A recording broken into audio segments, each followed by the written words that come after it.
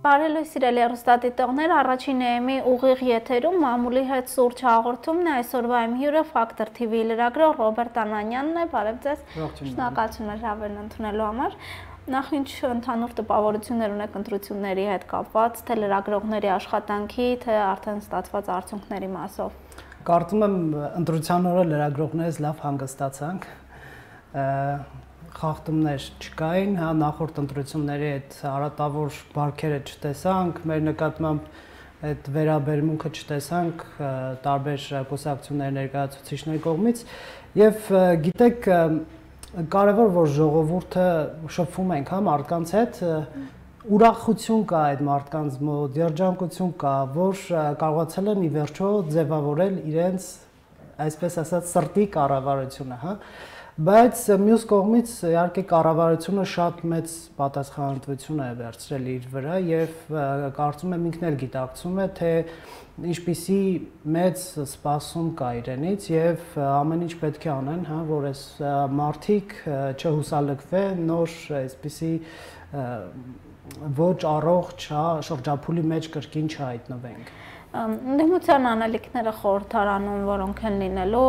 դժվար է լինելու, թե հեշտ, երբ փաստորեն իշխող ուժ ունի 70% ձայն։ Գիտեք, կարծում եմ խորհրդանական ընդդիմությունը միայնակ չի լինելու։ Ի վերջո կա նաև արտախորհրդանական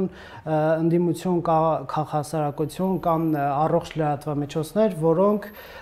նկատում են թերությունները եւ չեն վախենում, հա, այդ թերությունների մասին խոսել։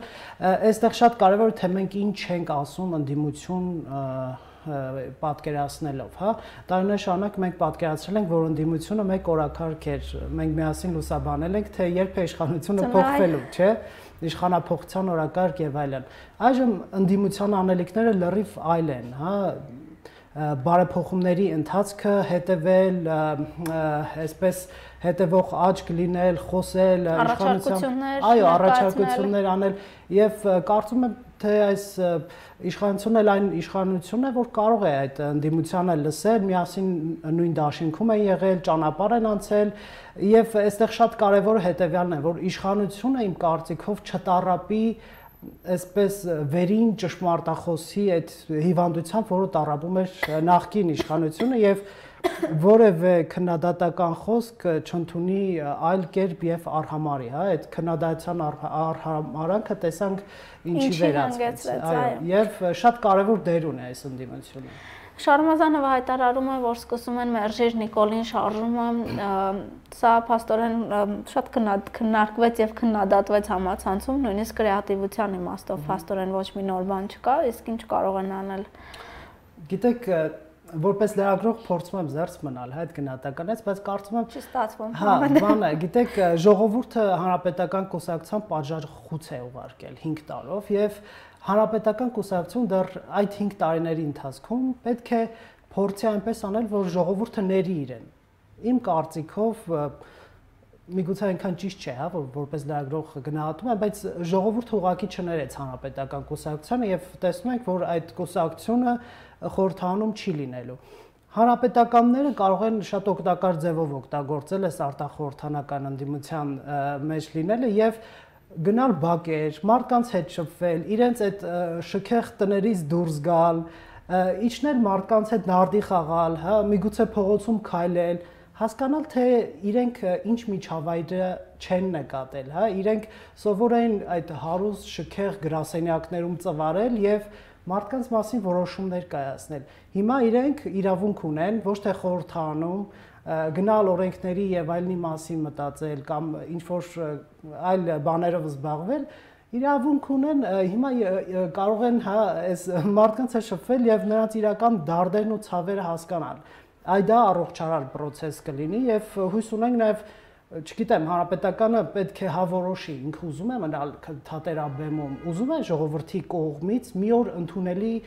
կուսակցություն լինել, ռեֆորմացիայի կարող է գնալ, այդ դա ապագայում Բայց ամեն դեպքում Մերժիր Նիկոլին ճանապարհը դրան չի տանում, եթե գնում են այդ Գիտեք, հանրապետական այդ 196 ձայն հավաքած Արփինե Հովհաննիսյանը կամ 800 քանի ձայն հավաքած Դավիթ Շահնազարյանը կարող են մերժել Նիկոլ Փաշինյանին իրենց ընտրազանգվածի հետ միասին, բայց ժողովուրդն է որոշում մերժել իշխանությանը թե ոչ, ժողովուրդը ապրիլին որոշեց մերժել, այո, ում է մերժում Մեզ թվում էր, թե ընտրիկ ընտրություններով կավարտվի, բայց ոնց որ նոր է սկսվում պաշտոնների եւ մանդատների բաշխման իմաստով եւ ռեյտինգային էլ իսկական գլխացավանք է դարձել շատերի համար։ Ժամանակ թերթը գրում է, որ ԱԱԾ տնօրեն Արտուր Վանեցյանը կարող է նշանակվել առաջին փոխվարչապետ, այդ պաշտոնում փոխարինելով Արարատ Միրզոյանին, որը ըստ ամենայնի կընտրվի ԱԺ նախագահ, իսկ ԱԱԾ տնօրեն կնշանակվի արտակարգ իրավիճակների նախարարի պաշտոնակատար Ֆելիքս Ցոլակյանը ԱԱԾ կադր է, իր աշխատանքային կարիերան սկսել է որպես խորհրդային ՊԱԿ-ի սպա 2007-ից 2013 թվականներին զբաղեցրել է ԱԱԾ տնօրենի տեղակալի պաշտոնը, իդեպ Ֆելիքս Ցոլակյանը ռեյտինգայիններով էլ ամենաբարձր ձայներ հավաքած պատգամավորներից էր։ Գիտեք, այս նշանակումները պետք է մտածենք, որ բխում են իշխանության առաջիկայի պլաններից եւ ռազմավարությունից, թե ինչ երկիր են ուզում տեսնել, պետք է հասկանալ, Արթուր Վանեցյանը ունի այդ հմտությունները, ունի այդ շնորհքը, հա, ունի այդ գիտելիքները, որպեսզի այդ պաշտոնը զբաղեցնի։ Վարչապետն է իր թիմը ձևավորում եւ ինքն է պատասխանատու եւ հաջորդ քվեարկության ժամանակ ժողովուրդը ասելու է Վանեցյանի այդ նշանակումը ճիշտ էր թե ոչ, Արարատ Միրզոյանի նշանակումը ճիշտ էր թե ոչ, բայց նու տեսան, որ Արարատ Միրզոյանը 25000 ձայն հավաքեց երկրորդներ ամբողջ հանրապետությունում, այո, եւ բավականին այսպես դրական միտում հայացք կա իր նկատմամբ, տեսնենք, շատ կարեւոր է, հա, թե ինչ օրակարգ է իշխանությունը վերում, նշանակումները այդքան ըստ ինձ էական չէ։ Բայց ամեն դեպքում չքսարնող են նշանակությունները հասարակության իմաստով, որտեղ նախկին կառավարության, որը դեռևս ժամանակարապես գործում է, կան բազմաթիվ դժգոհություններ կադրերի իմաստով։ Նախկին իշխանություններն են դժգոհ։ Նկատի ունեմ Փաշինյանի կառավարության կադրային նշանակումների մասով կան դժգոհություններ։ Խնդրահարույց էր իրոք, նշանակումներ կային։ Գիտեք, պարոն Փաշինյանը իմ կարծիքով պետք է մեկ բան այդ կադրերի առաջ մի խնդիր դնի։ Նախկին իշխանության կադրերը երբ նշանակվում են պաշտոնների, այդ մարդիկ պետք է, չգիտեմ, ժողովրդից ներողություն հայցեն, ինչ որ մի ինստիտուտի միջով պետք է անցնեն, հասկանում եք, որպեսզի ժողովուրդը հասկանա, որ այս մարդը վերափոխվել է։ Ասել, որ նախկին ոստիկանապետով բռնությունների հետ կապ ուներ, հա, վերափոխվել է, պարոն Փաշինյան, հասկանում եք, ժողովուրդը պետք է այդ վերափոխումը իր աչքերով տեսնի, հա, ձեր բառերը իհարկե հավատում են եւ այլն, հա, հասկանալի է դա, բայց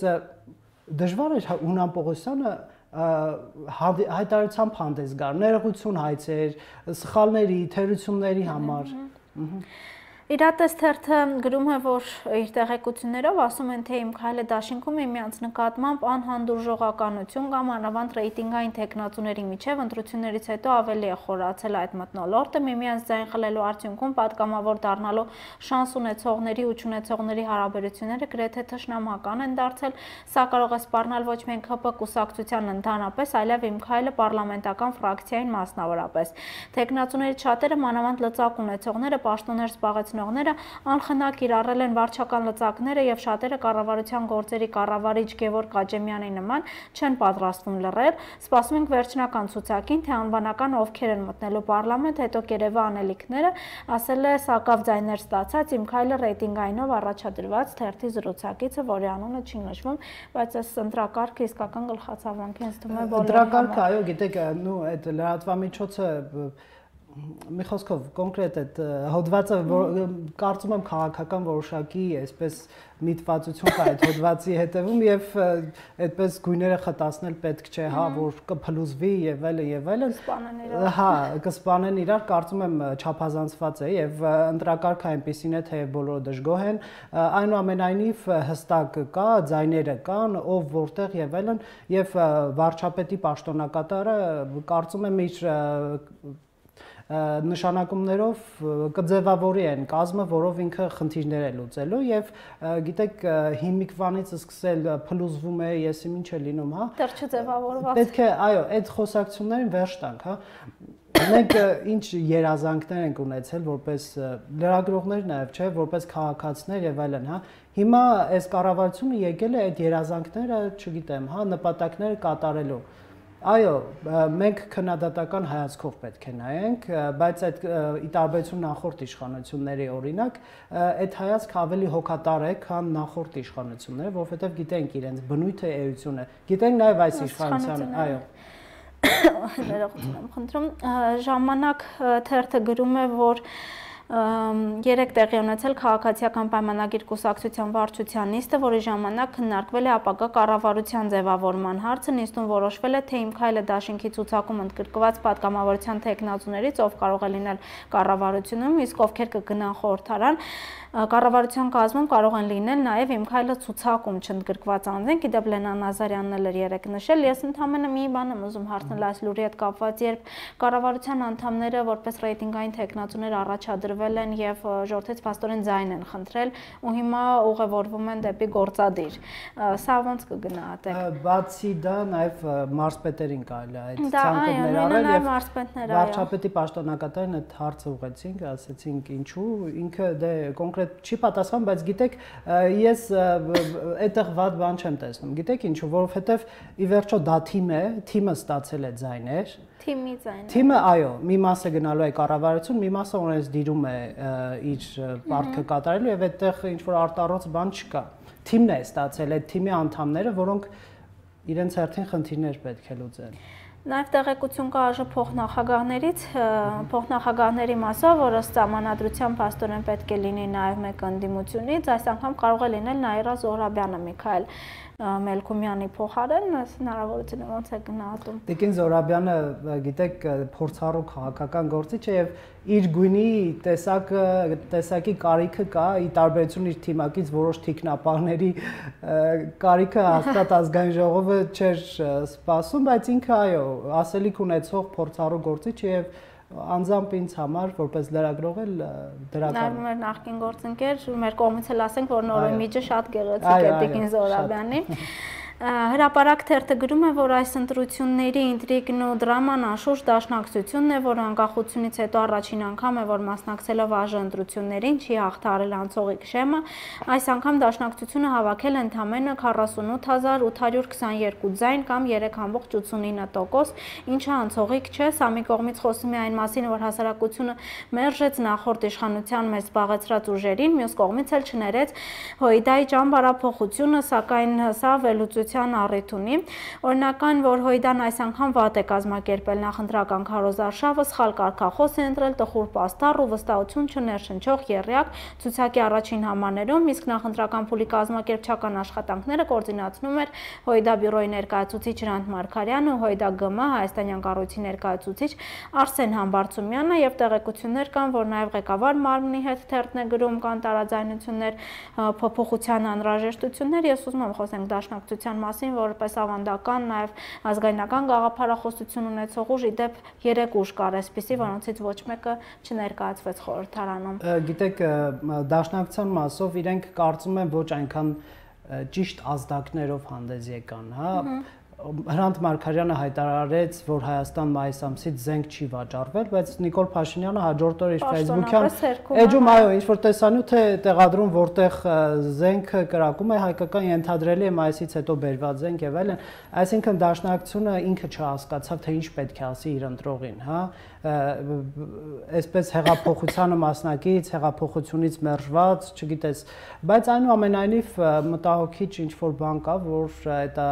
ազգայնական թևը խորհրդանից դուրս է մնում, դա հետագայում արտաքին քաղաքական որոշ մարտահրավերների գոյանալու դեպքում կարող է որոշակի այսպես թույլատրել հենց իշխանության դիրքերը, այո, բայց շատ կարևոր է թե արտախորհրդանական ընդդիմությունը ինչպես հանդես կգա, այո, նրանք էլ ձայն են, նրանք էլ ունեն ընտրողներ, շատ ընտրողներ ընդ որում հանրապետական, Սասնա Ծռեր եւ Դաշնակցություն, եթե այդ ազգայնական կամ պահպանողական թևը վերցնենք, այո, 100,000-ից ավելի ընտրող է եւ հույս ունենանք հենց իրենց դիրքավորումը ճիշտ կընտրեն հոգուտ մեր պետության շահերի։ Սասնածռերի մասով նրանց խորհրդարան չանցնելը կապ ուներ հասարակության վերաբերմունքի հետ իրենց 2016-ի գործողությունների հետ։ Գիտեք, այդ գործողությանը հասարակության վերաբերմունքը միանշանակ չէ, հա, հասարակությունը դատապարտում է, հասարակությունը աջակցում է։ Այո, ունենք կոնկրետ փաստ 22,000 անձ ընտրել է այդ կուսակցությանը, չէ՞, բայց ունենք նաև միլիոնավոր մարդիկ, որոնք չեն ընտրել եւ կամ նաև մարդիկ, որոնք դեմ են եղել այդ ակցիային։ Այստեղ հետաքրքիր է, իրենք պետք է կարողանային այդ ակցիան որոշակի մեկնաբանել, հա, այսինքն նոր իրողությունների պայմաններում, թե դա հանուն ինչի է արվել, ասում են տարածքների այսպես հանձնումն ենք, հա, չէ, բացառելու համար ենք արել եւ այլն, միգուցե հասարակությունը այդ մեսիջը չհասկացավ, հա, այդ քաղաքական ակցիա, եթե իրենք այդպես են ասում, իմաստը լավ չբացատրվեց։ Այդ պատճառով այդքան, բացի դա Սեֆիլյանը այն որ չէր գլխավորում ցուցակը, թե մասնակցում էր, այո, դա էլ կարող էր որոշակի այսպես ազդեցություն ունենալ։ Եվ ամփոփելով մի կարճ հարց կապված Քոչարյանի նախաձեռնող աջակիցների կողմից ինչ կարծիք ունեք այդ միջոցառումների մասին։ Այսօր երեկոյան լուսաբանելու ենք այդ աջակիցների երթը, գիտեք, հարցեր կուղենք, կհասկանանք մարդիկ ինչու են դուրս եկել փողոց։ Իհարկե դրական է, որ Քոչարյանը ունի աջակիցներ Հայաստանում, կտեսնենք քանի հոգի են այդ աջակիցներ, բայց գիտեք, այդ իրավական process-ները թողեք իրենց հունով գնան, հա, պաշտպաններն ասում են, որ չարաշահումներ են եղել եւ այլն եւ այլն, Հայաստանում կա դատարաններ, կան իրավական համակարգ, կա